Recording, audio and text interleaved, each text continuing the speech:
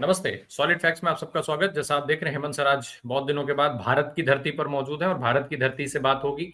हरियाणा की धरती पर हैं, बात भी हरियाणा की हो रही है। अभी कुछ आप लगातार देख रहे हैं, सुन रहे हैं, भाई पूरन कुमार की हत्या को आत्महत्या को लेकर के बहुत सारी खबरें चल रही हैं।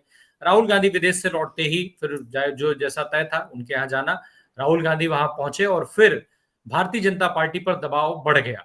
प्रधानमंत्री के तमाम कार्यक्रम कैंसिल कर दिए गए, हरियाणा से संबंधित मुख्यमंत्री के कार्यक्रम कैंसिल हो रहे हैं और वो भी बिना कारण बताए। तो ये बहुत गंभीर चीजें हो रही हैं हरियाणा के अंदर। राहुल गांधी ने क्या कुछ कहा है, जरा जल्दी से हम वो सुन लेते हैं, फिर उसके बाद हम हेमंत सर के पास चलेंगे। सुनवाइए जरा।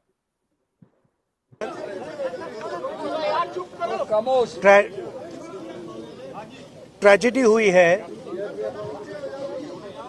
सरकारी ऑफिसर हैं और चीफ मिनिस्टर ने इनको कमिटमेंट दिया है, पर्सनली कमिटमेंट दिया है कि वो कार्रवाई शुरू करेंगे, फ्री एंड फेयर इंक्वायरी करेंगे और एक्शन इनिशिएट करेंगे। 3 दिन पहले कहा था, हरियाणा के चीफ मिनिस्टर ने कमिटमेंट दी है और वो कमिटमेंट पूरा नहीं हो रहा है। और इससे जो इनकी 2 बेटियां हैं, मां पर बट स्पेशली बेटियों पर जिन्होंने अपने पापा को खोया है, उन पर बहुत प्रेशर, बहुत दबाव, डिस्टर्बेंस हो रही है। दलित कपल है और यह बिल्कुल क्लियर है कि 10-15 दिन से नहीं, 6-7 मतलब सालों से सिस्टमैटिक डिस्क्रिमिनेशन हो रहा है।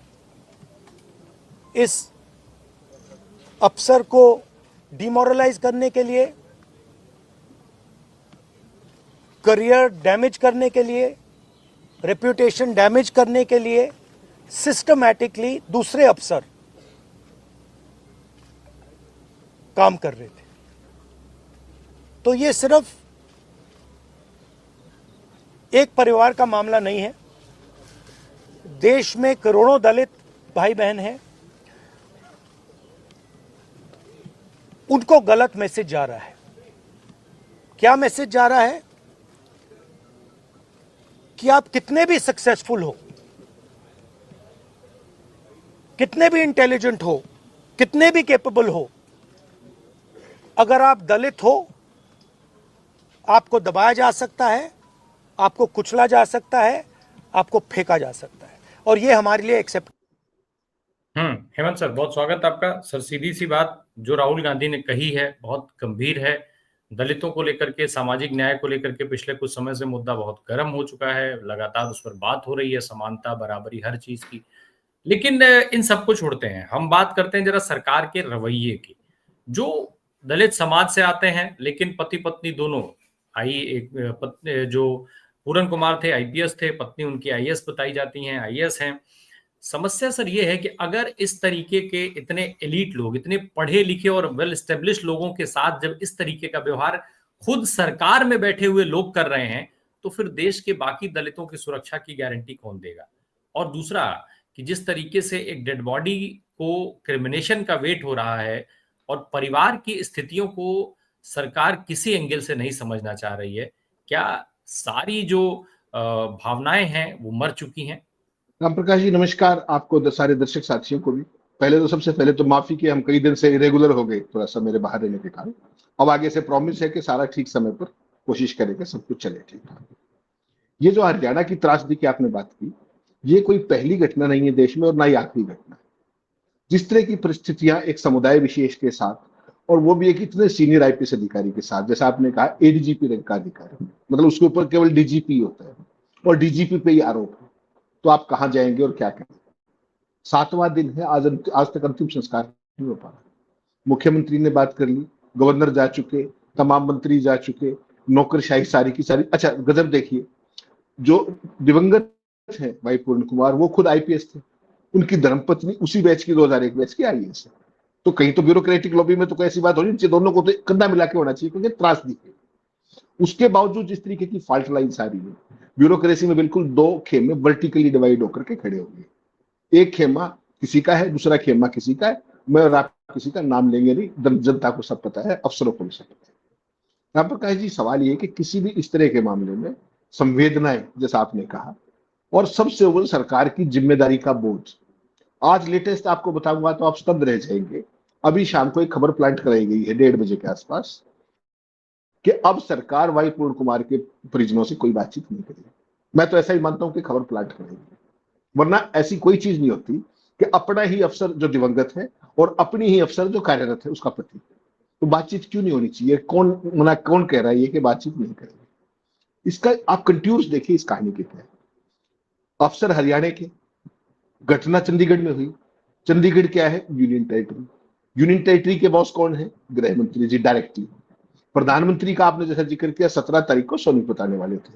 जो ये सैनी सरकार है इसका पहला कार्यकाल, इसके कार्यकाल का पहला साल की वर्षगांठ है। ऑल ऑफ ए सडन प्रधानमंत्री का दौरा रद्द कर दिया गया। क्या ये मामला इतना बड़ा है कि इसको सॉर्ट आउट नहीं कर सकती सरकार, या कुछ ऐसी मजबूरियां हैं जिसके कारण सरकार इसका सॉल्यूशन करना नहीं चाहती, इसको लटकाना चाहती है? इसका केवल एक पहलू बताऊंगा मैं, आप और सब खेल समझ जाए। ये जो पूरी घटनाक्रम है ना, इसको थोड़ा बारीकी से देखिए। जो व्यक्ति दिवंगत हुआ और जिसको लेकर के सारी न्याय की मांग की जा रही है पूरे देश में, आज तो राहुल गांधी चले गए जैसा आपने दिखाया, अठावले, पासवान, पता नहीं कौन कौन, और अभी तो आ ही रहे हैं लगातार। ये जो गए ये दलित समुदाय से आते हैं, ठीक।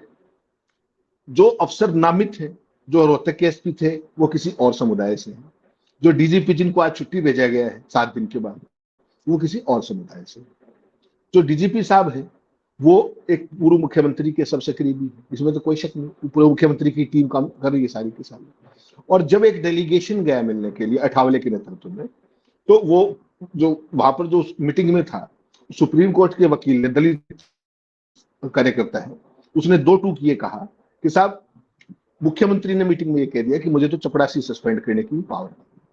तो राम प्रकाश जी समझ लीजिए पावर फिर किसके पास है? जो रह करके हम एक बात करते हैं कि भारतीय जनता पार्टी के जितने भी पर्ची से निकले हुए सीएम हैं वो सारे के सारे डमी सीएम हैं, और उनका रिमोट कंप्लीट फंक्शंस के साथ दिल्ली में रहता है। दिल्ली यानी कि मोदी और शाह। लेकिन हरियाणा के मामले में मोदी और शाह के साथ एक तीसरा व्यक्ति भी है जो रह करके हरियाणा में निरंतर घूमते हैं, जो पूर्व मुख्यमंत्री, जिनके नाम उसमें लिए गए हैं नोट के अंदर। उसमें साफ साफ शत्रुजीत कपूर साहब उनके करीबी थे, इसमें कोई शक नहीं।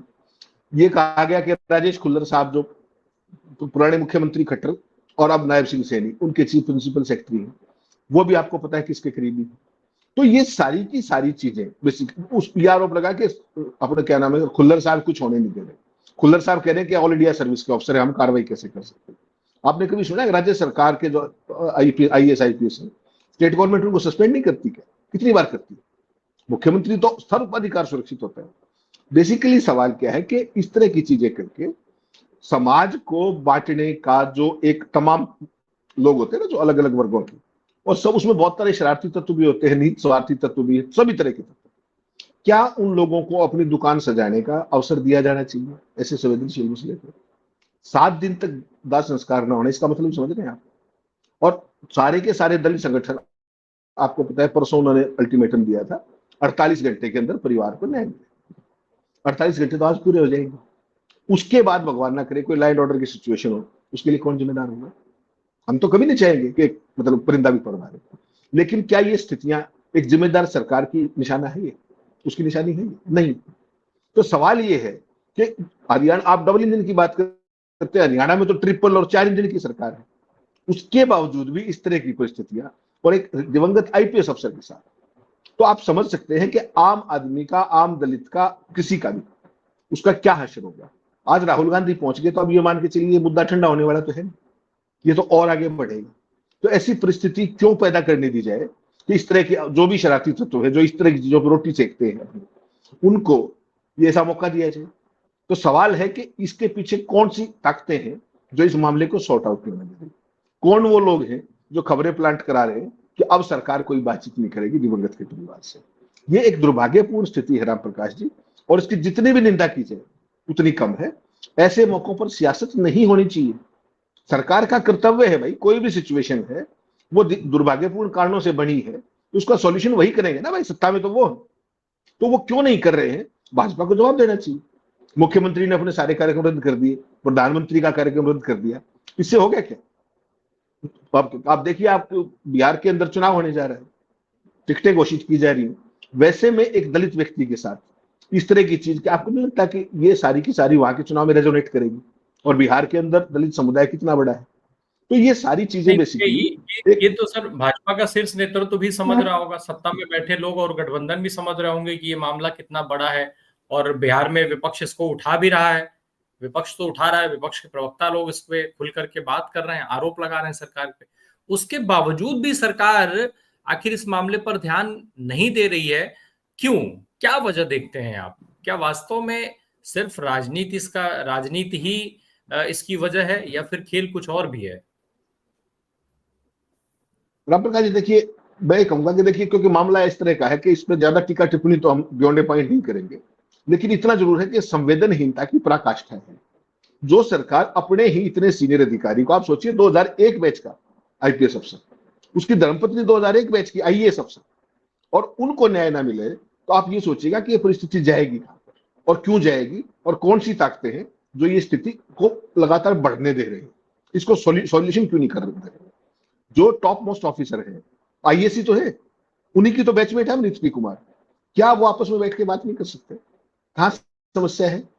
डीजीपी को छुट्टी भेज देने से क्या इसका समाधान हो जाएगा? उसमें कहीं ये नहीं लिखा, जो ऑर्डर आया है उसके अंदर ये कहीं लिखा कि वो कितने दिन की छुट्टी गए, केवल छुट्टी पे प्रोसीड कर दे। छुट्टी पे जाने का जो ऑफर था वो दूसरे दिन भी था घटना की। तो ऐसी कौन सी चीजें हैं? और एक इंपॉर्टेंट बात आपको और बता दूं, लेटेस्ट चंडीगढ़ पुलिस ने जो एसआईटी बनाई है आईजी साहब की अध्यक्षता में, उसने जो दिवंगत वाई पूर्ण कुमार साहब थे, उनके फोन की डिटेल्स निकलवाई है। और आपको जानकर हैरानी होगी कि उन्होंने वो एक्सट्रीम कदम उठाने से पहले, अपनी जान खुद लेने से पहले, उन्होंने तमाम आईएएस, तमाम आईपीएस और वकीलों से बात की है। उनकी पत्नी तो उस समय जापान में ऑफिशियल विजिट पे थी, मुख्यमंत्री के साथ ही थी, तो वो करने से पहले उन्होंने वो किया है। अब पुलिस की जांच शुरू तो होगी, लेकिन समस्या क्या है टेक्निकली, लीगली, वो देखिए। जब तक आपके हाथ में, इन्वेस्टिगेटिंग ऑफिसर के हाथ में पोस्टमार्टम रिपोर्ट ना हो, तो जांच क्या करेगा? आपके पास कितनी कॉल डिटेल हो, आप किसी से पूछताछ कर लीजिए। भाई, किस मनोस्थिति में थे भाई पूर्ण कुमार, इन लोगों से जब बात की, क्या कहना चाह रहे थे, क्या क्या पूरी की पूरी सीक्वेंस ऑफ इवेंट है, वो तो वही बताएंगे ना जिन लोगों से उन्होंने बात की थी। लेकिन वो भी जांच तभी शुरू होगी जब पोस्टमार्टम रिपोर्ट आपके हाथ में। तो पोस्टमार्टम सबसे वाइटल है इस मामले में। और 7 दिन तक अंतिम संस्कार ना होना, ये कुछ कह रहा है कि ये सामान्य घटना नहीं, इसके पीछे बहुत तरह की चीजें हो रही हैं, जिसका ऊपर सरकार को सोचना चाहिए कि लॉ एंड ऑर्डर की स्थिति ना बन जाए। वो राजनीति कौन कर रहा है, कौन नहीं कर रहा, मैं और इसमें क्यों जाएगा, लेकिन राजनीति का मौका देना भी तो राजनीति है ना। आप चाहे तो इसका सॉल्यूशन कितनी देर का है, बैठिए, बात कीजिए। जब तक, आप मुझे एक बात बताइए, इस मामले की जांच कौन फिर करेगा? मैसेजिंग क्या है सर? इसकी मैसेजिंग क्या है पूरे मामले का? अगर हम देखें तो इसका संदेश क्या है? क्या दिखाने की कोशिश कर रही है सरकार कि हम बात नहीं करेंगे और हम क्रिमिनेशन नहीं होने देंगे, ये पूरा मामला पेंडिंग लटका देंगे? जो अब तो भाई लोग सड़कों पर हैं, वहां पर केवल एक परिवार ही नहीं संघर्ष कर रहा है, अब तो लोग उस संघर्ष में शामिल हो गए और सड़कों पर उतरे हैं, तमाम जगह पर रैली निकल रही है। उसके बावजूद भी अगर सरकार खामोश है, तो आखिर क्या माना जाए उसको? नहीं राम प्रकाश जी, इसको मैं सिर्फ लापरवाही मानूंगा, इसको केवल संवेदनहीनता मानूंगा। इसको कहीं ना कहीं बेसिकली एक चीज तो आप स्पष्ट मान लीजिए कि जो सुप्रीम कोर्ट के वकील ने अठावले के साथ, मुख्यमंत्री के साथ बंद कमरे में बातचीत के बाद जो उसने टिप्पणी की है कि मुख्यमंत्री नायब सिंह सैनी ये कह रहे हैं कि वो तो किसी चपड़ासी को भी नहीं कर सकते, तो ये तो हरियाणा के अंदर जो गवर्नेंस की स्टेट ऑफ अफेयर्स है वो साफ साफ स्टैब्लिश हो रही है। उसने साफ ये कह दिया कि हरियाणा की सरकार को राजेश कुमार चला रहे हैं। तो कहने को हरियाणा ने भाजपा सरकार चुनी थी, आरोप लग रहा है कि अफसर चला रहे हैं।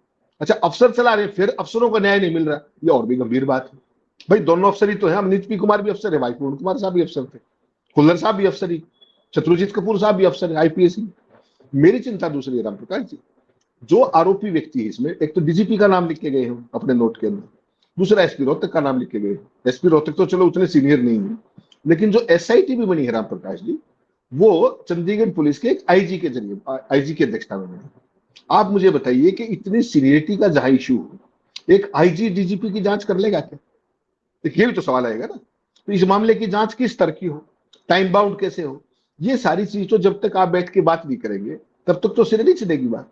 और उस बातचीत का पहला मकसद क्या होना चाहिए कि जितना जल्दी हो सके परिवार को समझा बुझाकर उनसे बात करके पोस्टमार्टम कराया जाए ताकि जांच आगे बढ़े और फिर दूध का दूध और पानी का पानी हो सके। जो नए डीजीपी लगाए हैं ओपी सिंह साहब, वो भी मनोहर लाल खट्टर जी के ही करीबी, उनके एडवाइजर रहे हैं और वो सुशांत सिंह राजपूत के जीजा भी हैं, अगर आपको ध्यान हो ओपी सिंह साहब। तो बेसिकली जो ब्यूरोक्रेसी के अंदर जो एक गया तो शत्रुजीत कपूर की जगह दूसरे आ गए, अपने ओपी सिंह साहब आ गए। तो सवाल यह है कि इसकी जांच निष्पक्ष कैसे हो। अल्टीमेट मकसद तो ये होना चाहिए ना सरकार का, ना किसी के पक्ष में ना किसी के विरोध में, दूध का दूध और पानी का पानी हो जाए। तो इसके लिए जो भी जरूरी कदम उठाने की जरूरत है वो सरकार को उठाने चाहिए। सरकार का रवैया तो ये दिख रहा है कि सरकार निष्पक्ष जांच तो छोड़िए, जांच ही नहीं चाहती है। सरकार का रवैया तो यही दिखा रहा है। नहीं, यही दुर्भाग्यपूर्ण स्थिति है। देखिए, पहली जो घटना है वो तो हृदय विदारक है ही कि इतना बड़ा अफसर ये कदम उठाने के मजबूर हुआ। उसके बाद की जो परिस्थिति है कि आज 7वां दिन है और बिल्कुल जैसे था वैसे की स्थिति, एक अवरोध की स्थिति, गतिरोध की स्थिति बनी हुई है। तो इसका मतलब ये भी तो साफ है ना कि हरियाणा में राम भरोसे चल रहा है मामला। नहीं तो कोई मुख्यमंत्री अगर पावरफुल हो तो इस मामले को सॉर्ट आउट करने में आपको क्या लगता है कितनी देर लगती है? वहां तो गवर्नर साहब भी जाए, हरियाणा के गवर्नर भी जाके आए, खुद मुख्यमंत्री जाके आए, फिर कहां समस्या है बात करने। ये तो एक जिद हुई ना, परिवार का ने एक व्यक्ति खोया है, उनकी बात आप नहीं सुनेंगे और उनकी मांग आप नहीं मानेंगे, ये तो जिद है ना। और नहीं तो उनके साथ बैठ करके आप बताइए कि ये व्यवहारिक पक्ष है, ये नहीं है, इतना कर सकते हैं, इतना आगे हो जाएगा। तो वो कब होगा? जब आप बैठेंगे। और खबरें प्लांट ये हो रही है कि अब सरकार बात नहीं करेगी, तो इससे स्थिति नियंत्रण में आएगी, स्थिति बेकाबू होगी। आपने कहा कि हरियाणा में लोग सड़कों पर है, माफ कीजिएगा राम प्रकाश जी, ये मामला अब हरियाणा के नहीं बचा है, ये हरियाणा की सीमाओं से बाहर चला गया है। पूरे देश के अलग अलग एरियाज के अंदर ये सब धरने प्रदर्शन और ये सब चीजें हो रही है। आईपीएस मामले का आईपीएस अफसर का मामला है, दलित अफसर का मामला है, इसकी गूंज बहुत दूर तक गई है। और सरकार को ये समझना चाहिए कि कोई लॉ एंड ऑर्डर की सिचुएशन भगवान करे ना हो, अगर हुई तो उसके लिए जिम्मेदार कौन है? कोई तो जिम्मेदारी लेगा ना। तो वो चीज को सरकार जितना जल्दी हो सके, राहुल गांधी के आने के बाद भी अमित शाह को सक्रिय नहीं होना चाहिए क्या इस मामले में? यूनियन टेरिटरी चंडीगढ़ है, यूनियन टेरिटरी की पुलिस किसके अंडर है? डायरेक्टली अमित शाह के अंडर है। तो इसके लिए जो भी कदम उठाने की जरूरत है वो मुझे और आपको थोड़ी बताना है कि क्या कदम उठाने, वो तो उनको पता है ज्यादा बेहतर, देश चला रहे भाई। तो वो हरियाणा सरकार को भी डायरेक्शन दे सकते हैं।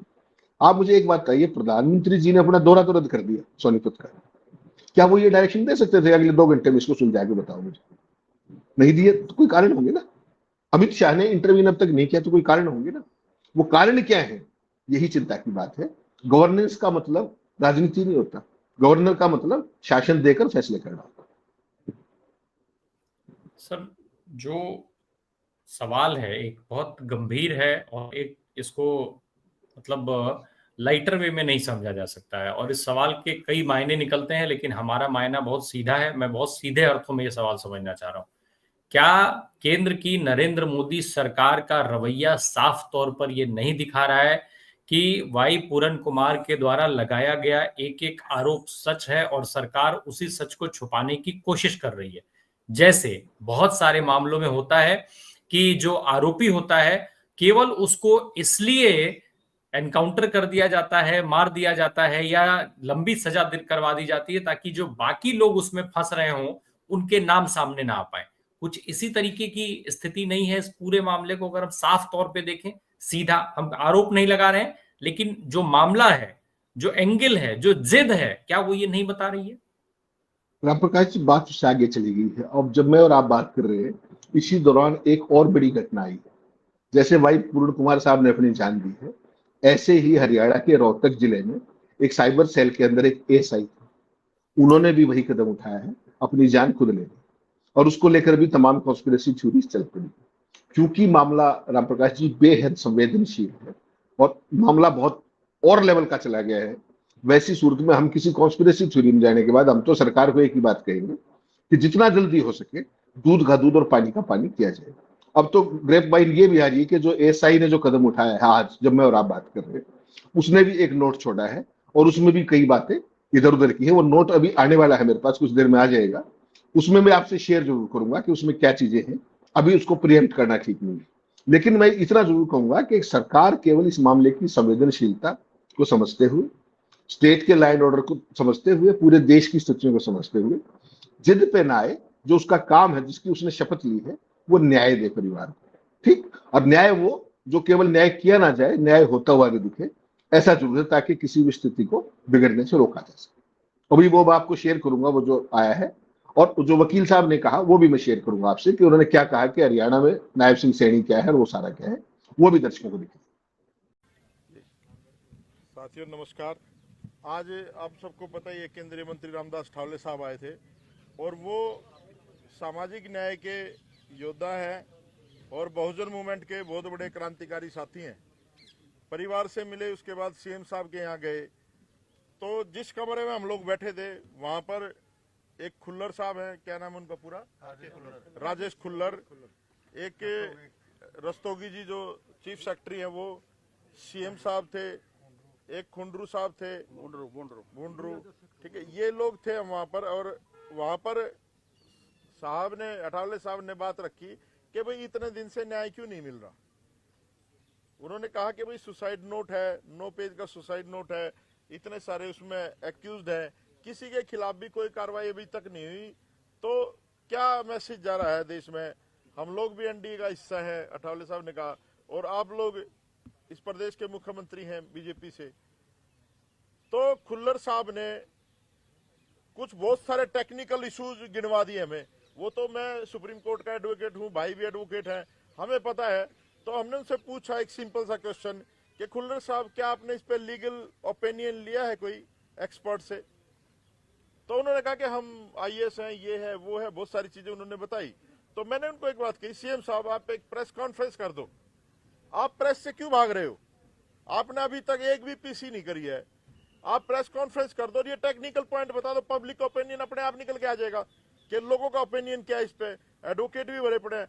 ये जो डाइन डिक्लेरेशन है ये बहुत बड़ा एविडेंस होता है। तो जब काफी गहमागुमी हुई तो सीएम ने कहा, मैं जो बात हुई आपसे बिल्कुल स्पष्ट कहूंगा, सीएम ने कहा उनको कि सस्पेंड कर दो इनको दोनों को। आप ध्यान से सुनना भाई साहब, सीएम ने कहा कि इनको सस्पेंड कर दो, चीफ सेक्रेटरी का। खुल्लर तुरंत खड़ा हुआ, कह रहा जी ऐसे नहीं कर सकते। मैंने कहा मुख्यमंत्री तू है क्या? भाई ये नायब सैनी है, जब मुख्यमंत्री कह रहे तो सस्पेंड करो। तो फिर मुख्यमंत्री कहते हैं कि मैं तो चपड़ासी भी सस्पेंड नहीं कर सकता। तो ये सोच लो आप कि इस प्रदेश को, हरियाणा को कौन चला रहा है? इस प्रदेश को शत्रुजीत कपूर, खुल्लर और ऊपर से खट्टर, ये लोग चला रहे हैं। इसमें जो है ना सीएम, तो मुझे नहीं लगता उसकी कोई सुनता है, रबड़ की मोहर है जी। लेकिन फिर खैर ये सवाल बार बार घूम करके यहीं आता रहेगा, इसलिए हम उस पर आज बहुत इस पर चर्चा लंबी नहीं कर रहे हैं। और अपडेट्स आ जाएंगी तब फिर हम इस पर और बातचीत करेंगे, क्योंकि बहुत सेंसिटिव इशू है। फिर बातचीत होगी। आज की तारीख में सरकार अपने अगेंस्ट कोई चीज सुनना वैसे भी नहीं चाहती है। हालांकि ये भी गारंटी है कि आज हम जो बात कर रहे हैं या जिस तरीके की बातचीत हो रही है, जो भी सवाल पूछने वाले लोग हैं, जो सवाल पूछते हैं, मैक्सिमम उनको रोकने के सारे प्रयास सरकार कर रही है। मुझे लगता है शायद इस वीडियो के साथ भी होगा। बहुत बहुत शुक्रिया सर हमसे बात करने के लिए। Thank you so much.